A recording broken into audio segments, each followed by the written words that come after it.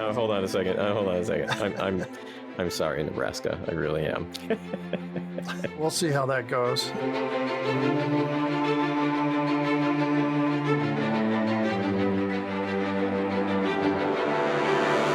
Welcome to Damn It, Jim, the podcast. My name is Dana Smith, and once again, I'm joined with Dan Calzaretta. Good evening, Dan. Hey, Dana, how are you this evening? Not too bad. Hanging in there. Same old stuff at work. It's all the same, and I've been really looking forward to this episode, though. Well, if this is the highlight of your week, we need to work on that.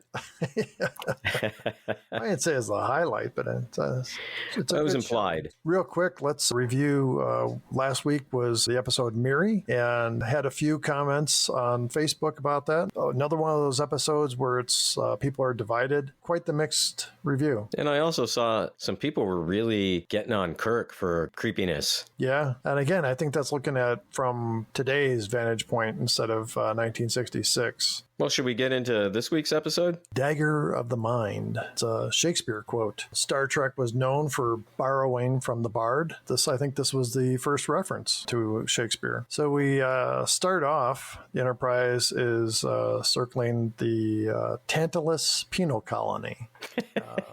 Sorry, I guess.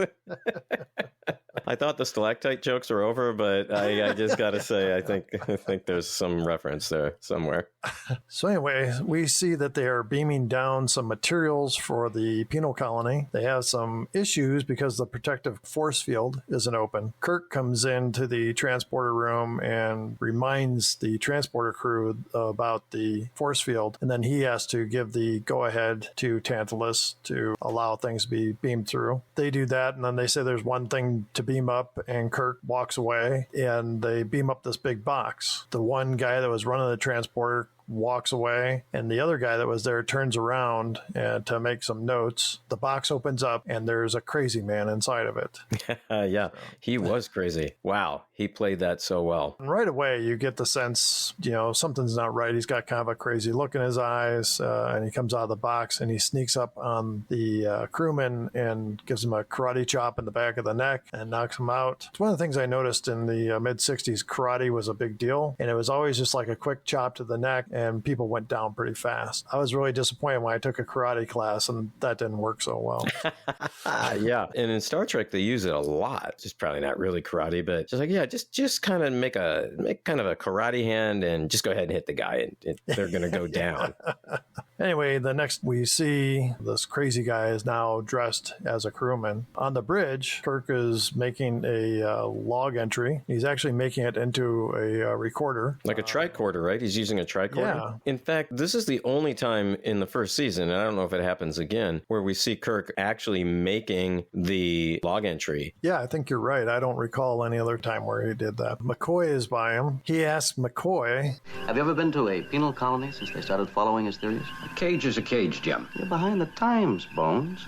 They're more like resort colonies now. So then the Enterprise receives a message from the penal colony saying a violent inmate has escaped and might have been in the box they transported up. Now, did you notice on that box, it said something like, sensitive materials, and they were sending it to Stockholm, where there was the Research Institute, right, for penology or something? Yeah. Was the Enterprise at the deepest ends of space going to make a U-turn and go back and just drop this off at Stockholm and then go back out on their 5-year mission? Yeah, I know. It just didn't really make any sense. Yeah, they were sending it to the Central Bureau of Penology at Stockholm. And then it said NE next to it. I don't know what that means. Does that mean New Earth, or what did NE stand for? Any idea? Nebraska?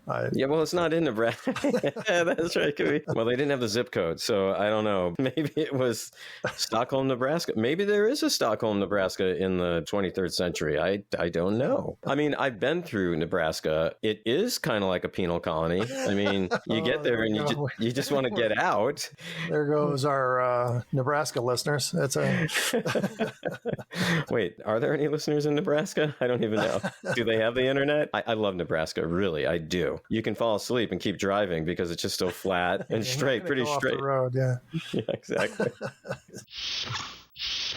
One of the things that got me was when you're beaming up a box like that, don't you think somebody would have checked it? Yeah, down like on the planet first, right? Is that what you mean? Especially if it's a penal colony and you're doing checks on things, so. Yeah, you would think, because they had the force field, they had these other measures in place to keep any of the inmates from getting out, and here this guy just crawls inside of a box, Bit of a stretch, but it worked for the plot. But also, though, the guy just leaves the transporter room, the one guy. Didn't the guy say he was going to go get a lift or something like that? Like an Uber, you mean? Like to somewhere else? Or what? He's going to Nebraska, maybe? What is he?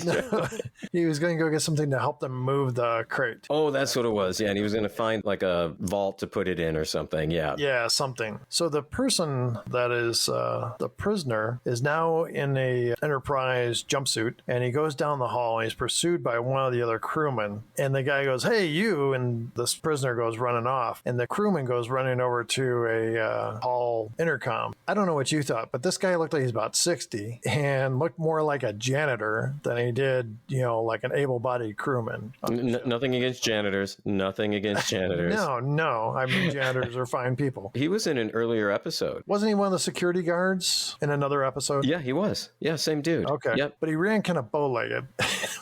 Nothing against bow-legged people either. No. Especially bow-legged janitors. There's nothing. They're a unique group. They do fine work. On the bridge, they say they have sectioned off the level and the escapee is on, and the security is called to respond. The escapee ducks into a little alcove and then grabs one of the security guards when he walks by. He takes the security guard's phaser and runs off. Wasn't there another karate chop in there, Dana? Put him in a chokehold, and then I think he might have hit him while he was knocking him down. So this guy had some moves. Yeah, combat trained perhaps. Back on the bridge, Kirk is held by the penal colony. We get to hear Dr. Adams' voice. Dr. Adams apologizes for the inmate escaping and says it's all his fault. He restates that the inmate is not only dangerous, but very smart. McCoy and Spock have a little back and forth. Interesting. You Earth people glorify organized violence for 40 centuries. But you imprison those who employ it privately. Forward scanner to bridge. And of course, your people found an answer. We disposed of emotion, Doctor. Negative. Where there's no emotion, there's no motive for violence. Those are just great lines, I think. Yeah. And again, we have the back and forth with Spock and McCoy. And it's not always friendly jibing either. I think it shows that they have a complex relationship. Yeah, and Spock was kind of, twisting the knife a little bit of how humans are so horrible. Well, the dude's half human, too. Just then, the prisoner comes out onto the bridge and he karate chops another security guard. And he's got the phaser and he's asking, "Which one of you is the captain?" I'm Captain Kirk. "My name is Van Gelder. I want asylum." At gunpoint? and he really looks crazy. It's just his eyes are just crazy looking. And he's got the stark white hair, kind of a craggy face. And he looks dangerous. And these almost steely gray blue eyes, too. And the sweat. There's like sweat pouring off of him. Oh, yeah, good point. So it's like a panic situation. He tries to tell Kirk who he is. And when he does, he's like, you can tell he's in pain. And he finally gets out that he is Van Gelder. In sickbay, McCoy says he can't pin down what is wrong with Van Gelder. It's not schizophrenia, it's no tissue damage, anything that McCoy is familiar with. And he says it took a triple dose of a sedative to get him down. McCoy adds, I'd like to study this one. Van Gelder wakes up and he starts kind of babbling, saying some things that don't make sense. And then he says he was the assistant to Dr. Adams. Starts screaming, he won't let them take him back. And McCoy gives him a sedative again and knocks him out. In a short amount of time, this guy's had a Vulcan nerve pinch and several sedatives. Back on the bridge, Spock is looking at information on Dr. Simon Van Gelder. Kirk seems surprised the man is a doctor and he was assigned to Tantalus. Kirk seemed to think that he was an inmate there. Don't know why he got that idea. Yeah, right. Like, what would lead him to that? Kirk calls back to the penal colony and Dr. Adams says that Van Gelder was testing a beam that could rehabilitate incorrigibles. That doesn't quite ring true. Explain. I don't believe him. Bones, are you aware that in the last 20 years, Dr. Adams has done more to revolutionize, to humanize prisons and the treatment of prisoners than all the rest of humanity had done in 40 centuries? I've been to those penal colonies since they've begun following his methods. And they're not cages anymore. Kirk asks McCoy again, this is just a feeling you have, and McCoy says he's required to present any doubts in his log, and it's up to the captain to respond in his log. So he kind of puts it all back on Jim. So McCoy thinks something's up. Like he's got a hint that something weird's going on here. So Kirk tells Adams that he's going to launch an investigation, and then when he's done with the call, he tells McCoy to find someone on his staff with psychology and penology experience. Kirk and Spock go to the transporter room, and when they come in, there's a woman standing on the transporter pad. Kirk stops dead in his tracks. She introduces herself and says, "We've met." Spock gives Kirk a look, kind of like, "You dog," and Kirk is a bit uncomfortable as he stands on the transporter. She asks, "Don't you remember the science lab Christmas party?" He quickly says, "Yes, I remember." She provides a little more details and Kirk seems flustered. Spock asks the captain if there's a problem. Kirk quickly steps down and says, "Tell McCoy she better check out as the best assistant I've ever had." So I got to talk about her for a second, Dana. Kirk comes in. She gives him this look, and the look is a very seductive almost. Kind of like a cat seeing a mouse. Yeah, that's got it. Great way to put it. And she's got a tricorder, and the strap is across her body. So the strap falls from one shoulder to the opposite hip where the tricorder is. I don't know if it was a thing in the 60s, but it looked like she had torpedoes under her shirt. There's no other way to describe it. It was just so bizarre. This is a TV series that was created by men, produced by men, directed by men, occasionally written by women. They basically came out and said, sex sells. We've got women walking around on the bridge in these mini dresses that barely cover their butts. That was what they were going to run with on this show. And they ran with it well. Yes, they did. I'm not sure she could run. There would be probably some damage, but... So they beam down. When they're walking towards the doorway, she says, "Perhaps it'd be best if you call me Helen." This is Dr. Helen Noel, and he says, "Another time, another place, another situation." So they get into a turbo lift, and it starts suddenly, and Kirk grabs her in kind of a protective way. Because the elevator suddenly just like starts to drop. Dropped, yeah. And he just jumps on her, kind of. And then he says, "We're going down quite a way." Oh my God, I did not pick up on that. Wow. Reminds me of the Aerosmith song, you know, where they're in the elevator and... Yeah, loving an elevator. Yeah, but she says something like... going down, Mr. Tyler. Once again, produced, directed, starring. It's all about the men and what they wanted to see back then. So the door to the turbo lift opens and there's Dr. Adams. He's wearing a pajama-looking jumpsuit type thing. And he's got the sun insignia on it and a hand that's either holding a bird or letting a bird go on his chest. To me, it looked like the hand was about to smash it. Like he's just going to crush it between the forefinger and the thumb. And the thumb was like huge. It was like as long as the hand. It was just the stupidest looking insignia I've ever seen. I was not impressed. So Kirk introduces Dr. Helen Noel and shakes hands with Adams. Adams is very kind, warm, friendly, seems happy to see them there. And then the woman enters the room. Her name is Letty. Yeah. She's kind of got a blank look to her. Kirk talks to the woman and asks about her past. Before you came here, I was another person. Malignant, hateful. may I ask what crime you committed? Does it matter? That person no longer exists. Adams says it's not necessary for people to carry their past. Believe it is better to live in the present. Dr. Noel says it's standard psychotherapy. So this woman was a former patient who's now like an assistant. That's right. And it's interesting, too. The name Lethe is a reference to the river of forgetfulness in Greek mythology. Yeah, the writer of this episode really knew his Greek mythology, I believe. We're going to assume most people watching the show would not have known this. I didn't know it until I read it. The same thing with the quote, Dagger of the Mind, coming out of Macbeth, and some other references to Greek mythology was, I found that really pretty cool. So they share a drink and Lethe stands behind them. She's just unmoving. And Adams makes a toast. To all mankind, may we never find space so vast, planets so cold, heart and mind so empty that we cannot fill them with love and warmth. So right away, you think this guy is like on the level. Yeah, and that is a great line. I'm going to use that in some of my speeches at work. So.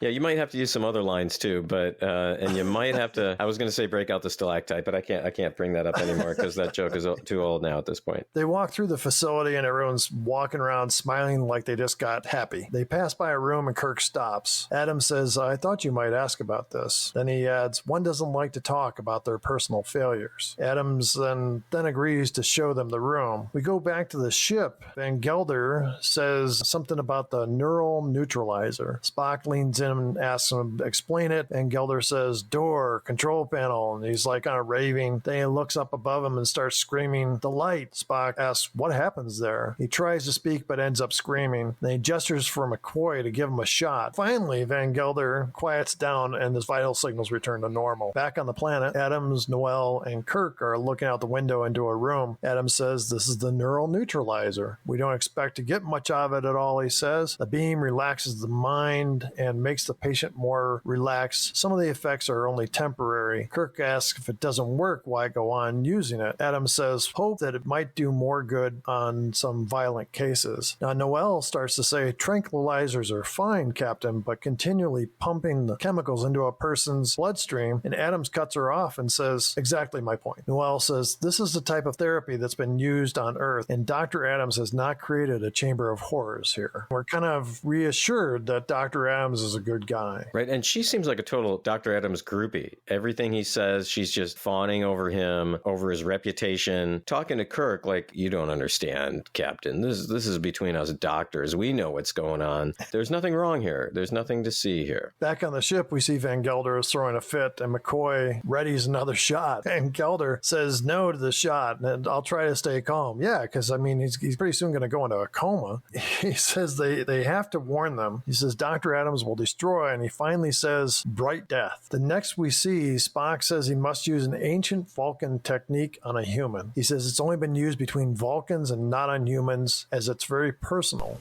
Now look, Spock. Jim Kirk could be in real trouble. Will it work or not? Could be dangerous.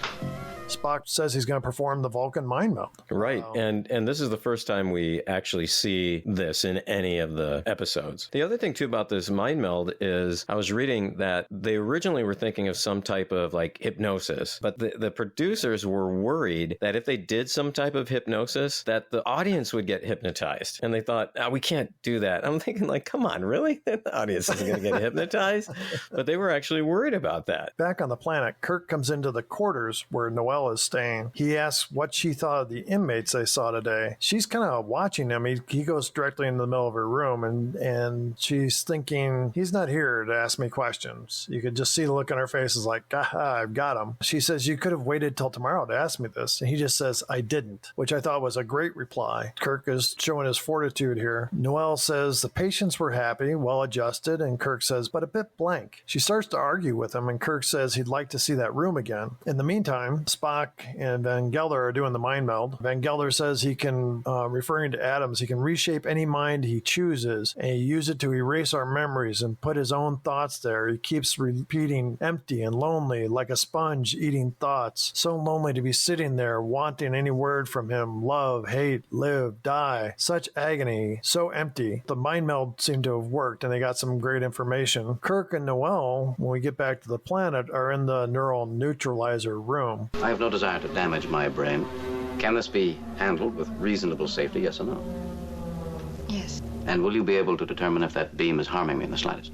Yes, Captain. I know my profession. Hold on, I got a problem with this, though. Okay. So the room's just unlocked? I mean, they're in a the highest security penal colony in the galaxy, and the room's unlocked. There's no one there, and there's no, like, you don't have to have a key to even turn on the machine? Nothing? Anyone happens to be walking by, just turn that thing right on. You know, the inmates are all good people now. There's nobody's going to go and bother that. Yeah, I mean, okay, I guess that makes sense at some level, but if Van Gelder is saying that Adams is using this this to like just wipe people's minds, you would think that he'd have some security around it. And the other thing is, why would he be doing this? Why would Adams be doing this? Why is he just emptying people's minds? What's the purpose? If he thinks this is the way to control people better than using tranquilizers and such, maybe that's, he thinks he's stumbled onto something really great. But why torture them with it? You know what I mean? Van Gelder is saying that people are being tortured. Why not just put thoughts in their minds like, don't do that again. Stop it. Don't be a bad person. Wait your turn in line. I don't know. Whatever he would have to say to these people. It's a valid point. I can't explain it, but this is where we are. Okay, well, I'll shut up now. So they run some experiments with Kirk in the chair, and first Noelle turns it up a little bit, and then Kirk says, okay, I'm ready. And she says, I just turned it on for like a couple seconds. And he says, well, I didn't see a thing. She says, well, you had a blank look on your face. So then he says, well, come up with a harmless suggestion. Noelle turns it back on and says, you're hungry. She turns the machine off. Kirk says, I'd like to locate and raid a kitchen somewhere. So she informs him she put that suggestion in his mind. Kirk says it's remarkably effective for a machine Dr. Adams was going to abandon. Again, we're getting this idea that maybe what Dr. Adams, the nice, sweet, fun-loving Dr. Adams, is what he's been spewing is just lies. Exactly right. And Kirk, I think, is starting to realize that. They decide to do one more test and says, make an unusual suggestion. Noelle turns the machine on, talks about the Christmas party and how they met. Then she says, let me suggest it happen in a different way. Merry Christmas. Captain, if your crew's on, you carry me here. My crew is sworn to secrecy. But my reputation, just having met like this, of course, it would be different if you cared for me. You want me to manufacture a lie? Wrap it up as a Christmas present for you? That's where she goes with this. Now, I know they set it up earlier in the episode, right? They're on the transporter pad. She mentions the Christmas party. He's like, yeah, I know where I met you, trying to kind of keep it undercover. And then, she brings this up, like she's going to put this suggestion in his head. It's obvious that she likes him and she's very attracted to him. And in the chair, Kirk is smiling ear to ear. If there's a place for a stalactite joke, this is it. Good one. That was a good one. Noelle gets grabbed by Adam's attendant, and Adam goes up to the controls and says, Captain Kirk will get a full demonstration to remove any doubts from his mind. And he turns the machine up and says, you're madly in love with Helen. You'd lie, steal, cheat, destroy your career. He says, you'd loved her for years. And he turns up the machine and says, now she's gone. And Kirk is all of a sudden in agony. He's like, no, don't leave, Helen. I love you. Don't leave. Adams turns up the beam and tells Kirk to drop his phaser on the floor. Kirk hesitates. Then Adams says, the pain increases unless you obey me. He then tells Kirk to drop the communicator on the floor. Kirk, being the stalwart guy that he is, tries to open the communicator. And when he tries to call the Enterprise, Adams really ramps up the beam. We see him in pain, and then we cut to a commercial. Kirk wakes up in his room. Helen is there, and she's wiping his brow. Kirk wakes up and sees her and starts saying how he's loved her for years. She tries to get him to remember that Adams put all those thoughts in his head. And he kind of like fights with himself a little bit. You can see him struggling. Then he says, I remember. She backs up near a vent. He starts trying to pull the vent off the wall, the vent screen. She's like, what are you doing? And he says, if we can reach the power source, you can shut down the power. And then he says, but it's very dangerous. He says, mega voltage. She says, anything's better than Adam's treatment room. Yeah, okay, so let's get into this. Let's get into this little thing here. One, why doesn't he do it? Why doesn't he go down the ventilator shaft? He thinks he's going to be called back to the doctor's office. Shortly after she gets into the vent, his door opens, and Kirk says, and there's two guards there, and Kirk says, more treatment, I presume, and walks out with the guards.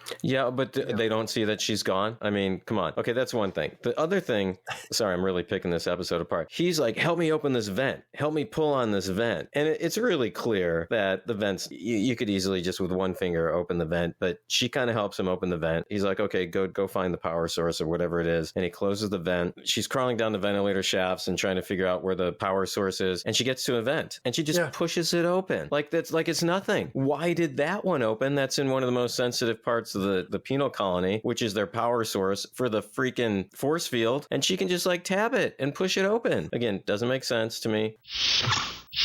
So, as I mentioned before, the door opens up to Kirk's quarters and 2 guards appear. And Kirk says, time for another treatment, and just follows the guards out. In the neuroneutralizer room, Kirk is once again in the chair, and Adams has the beam on him. Adams is saying, you believe in me. You trust me. Kirk answers yes and repeats Adams' words. Lethe comes in and says the woman doctor is gone. He says, notify security, and he turns back to Kirk and asks where she is. When Kirk says he doesn't know, Adams turns up the beam, causing Kirk pain. Kirk tries to stand out of the chair and collapses on the floor. We see Noelle crawling around through the vents. She finds the power room. Again, it's a big facility, so I'm pretty amazed she found the power room. Yeah, exactly right. Again, another problem that I got, but I'm going to let that one go. I'm going to let it go. Finds one of the switches and tries to throw the switch. She can't. Then she hears somebody coming, and the guards run past her. She comes back out and throws this main switch and shuts all the power down. Just when she throws that, she gets attacked by one of the guards. He knocks her down. We go back to the neural neutralizer room, and Kirk tries to get up, and Adams and his assistant Eli come into the room. Kirk hits Adams with a karate chop and then turns and punches Eli, knocks him down. Kirk goes around, looks like he's heading towards the control room. We go back to the power room. The guards turn the power back on. Then he goes over to Noelle, and he bends over her, and she raises up her leg and kicks him and pushes him back, and he goes right back into the power cage, and he gets electrocuted.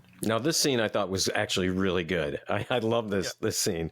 I mean, she totally fries the guy. It reminded me of when a squirrel got in the transformer outside of our house, you know, the flashing and the arcing and the sound, and then the squirrel looked like this dude. It just fell out of the tree, and it was just smoking on the ground. And the power went out for a while, and the power company had to come in and fix it. First thing I thought of when I saw this guy get totally zapped was, he looks like that squirrel. Was the squirrel okay? No, God, no. The squirrel, Jesus, no. No, the squirrel was gone, dead, Dana. I mean, it was fried. It was completely fried. That's a sad story, and I feel bad for the squirrel. Well, yeah, I feel a little bad for this. I feel a little bad for the squirrel, but at least it got that part out of the gene pool, you know, so I don't know, the gene that has squirrels chew on wires and transformers. And there's Darwinism even in squirrels? Is that what you're telling me? Well, there has to be. Yeah, there has to be. Or Edisonism. That's a little electricity joke. Sorry, it was shocking. Gotcha. Oh, shocking. Oh, okay.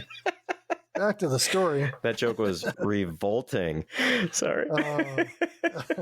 It's going to be a long night. So we cut back to the ship, and they tell Spock the energy field is down, and Spock jumps onto the transporter pad, says, send security after me. Helen sees the dead security guard, and she crawls over and takes the phaser from him. She then crawls back into the vent. Spock beams down actually right into the power room. So he beams down into the power room, and he turns the power on for some reason. Yeah, he throws some like circuit breaker type things, and then he goes to a panel. Sorry, this panel, inside there is the switch to turn off the force field, and you can open it just by like hitting it. I know he's a Vulcan, but it makes no sense. It just didn't make any sense to me. So then he goes back over to the main power switch and throws that. And so now the facility is working again, but the force field's down. But we cut back to the neural neutralizer, and we see Adams is laying on the floor, and he wakes up and he's looking right up at the light, kind of like a blank stare. So Kirk goes back to his room just as Noelle returns to his room. He helps her out of the vent and kisses her. She says, this isn't right. Dr. Adams did this to you. He continues kissing her, and Spock rushes in the room and looks at her like, I should have known. They rush back to the treatment room, and they turn the beam off. Adams is on the floor next to the chair. Now McCoy's with them, and McCoy says, he's dead, Captain. So Dana, I have another idea for a count that we should be doing. And I think the count, there's actually two ideas for the count, and let me know what you think of this. So one is the he's dead count, or something along those lines. He's dead, it's dead, Captain, they're dead, whatever it is, some version of that line. I think we should. But it's got to be said by McCoy. It's got to be said by McCoy. Yep, it's got to be said by McCoy. So that's one thing. And then that made me think of the other very classic line, has not happened yet, but it's going to. It's the, damn it, Jim, I'm a doctor, not a, and then you fill in the blank. Now, we don't have any of those yet, but I think we should add those to the counts that we're doing. I'm all for it. Oh, good. Okay, good. Because I've already written it down. Excellent. So we'll get to all those counts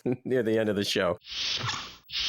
Noel, kneeling by Adam, says, but the machine wasn't on that high. Kirk says, but he was alone. Can you imagine a mind emptied by that thing without even a tormentor for company? Kirk leaves the room and the whole crew follows him. Back on the ship, McCoy is leaning against the captain's chair. Kirk comes out of the turbo lift. Uhura says, we've got a message from the penal colony. Spock walks over and says, it's a message from Van Gelder. He wanted you to know the treatment room has been dismantled and the equipment destroyed. McCoy says, It's hard to believe that a man could die of loneliness.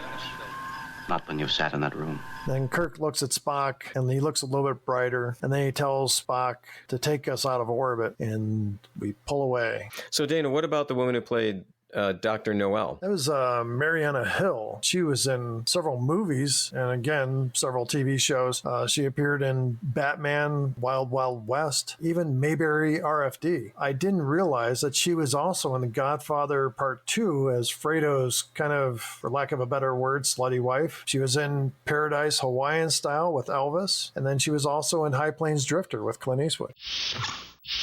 Dana, how about if we talk about our best and worst parts? How about a best part for you? The neural neutralizer. It was a cool concept, and then they tied that in with the comment made by Noel about drugs, chemicals aren't the long-term solution for mental illness. One of the best parts for me, Dana, was Morgan Woodward as Van Gelder. I thought he played psycho, crazy guy really, really well. How about a worst part for you? Once again, no Scotty or Sulu.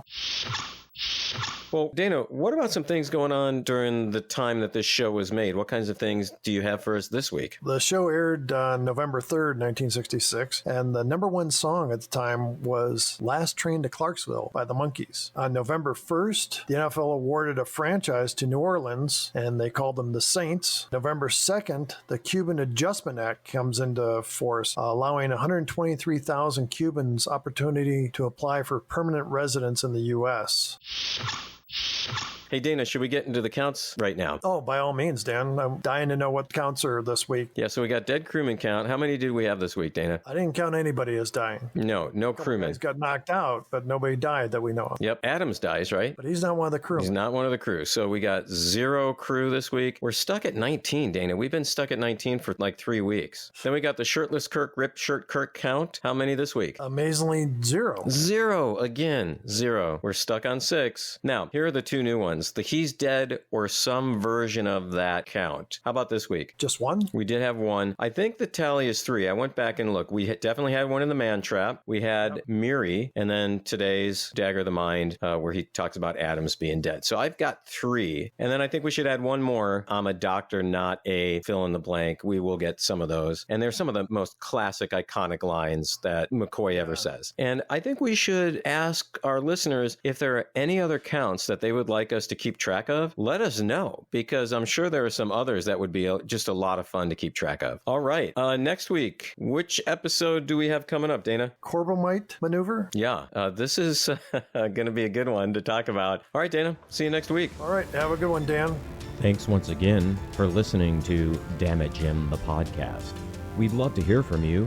Please send us an email at damnitjimpodcast@gmail.com.